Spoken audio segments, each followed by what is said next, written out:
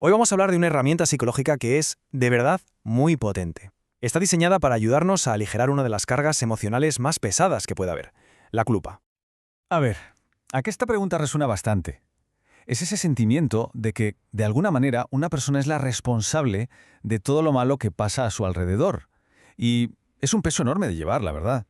Pero bueno, la buena noticia es que esto no solo tiene un nombre, sino que además existe un método concreto para desafiar esa sensación, para encontrar una perspectiva que sea más equilibrada y sobre todo más compasiva con uno mismo.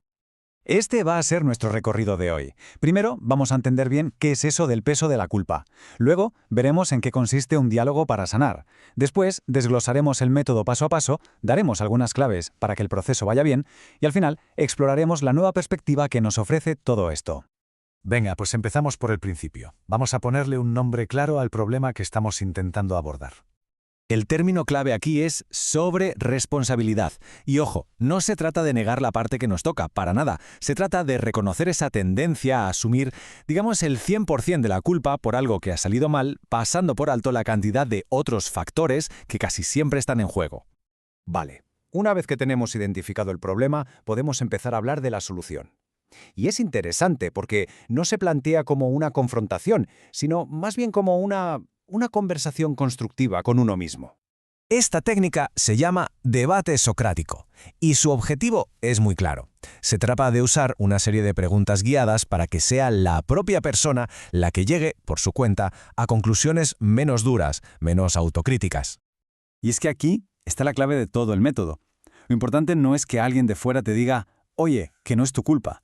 Lo verdaderamente potente es que la propia persona, a través de estas preguntas, descubra las grietas, las contradicciones en esa creencia tan arraigada.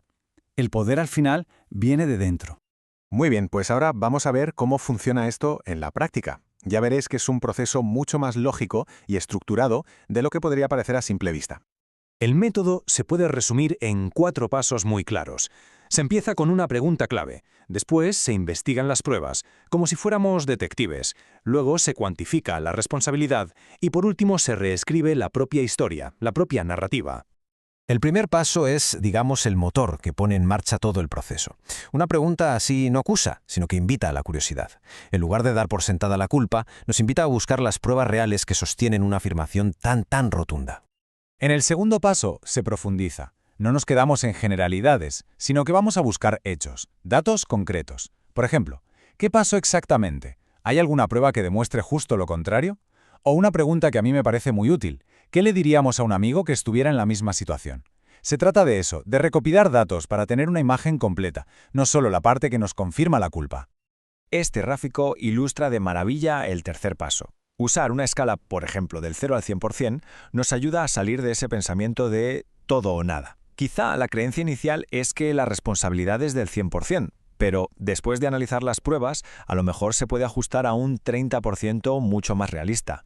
Y verlo así de forma visual es muy potente. Y llegamos al paso final, donde la nueva conclusión la escribe la propia persona. Y esto es fundamental, no es algo que venga impuesto desde fuera. Al ser una conclusión a la que se llega a través del propio descubrimiento, tiene muchísima más fuerza y, claro, es más fácil de integrar de verdad. Ahora que ya conocemos los pasos, vamos a ver algunos detalles prácticos para que este proceso funcione de la mejor manera posible. Esta tabla nos resume algunos puntos importantes. Por ejemplo, no es un proceso de horas, ¿eh? Con 15 o 30 minutos puede ser suficiente. El tono. Bueno, el tono es absolutamente fundamental. Siempre de curiosidad, nunca de confrontación. Y un detalle importante a tener en cuenta. Es muy normal que al principio se tienda a defender con fuerza esa creencia inicial. La paciencia, por tanto, es clave. Y todo este camino nos lleva al objetivo final. Una transformación real en la manera de pensar y, por lo tanto, también en la manera de sentir. Aquí se ve el antes y el después de una forma clarísima. Se pasa de una afirmación que es absolutista y que duele a una conclusión mucho más matizada, más justa y, sobre todo, más compasiva. Se reconoce la propia parte, claro, pero también la complejidad de la realidad, donde casi nunca hay un único responsable para nada. Y cerramos con esta reflexión, porque ¿y si al final el objetivo no es repartir culpas, ni siquiera hacia uno mismo? Quizás el verdadero arte consiste en usar estas preguntas no para juzgar, sino para comprender, para encontrar un poco de claridad en medio de la confusión.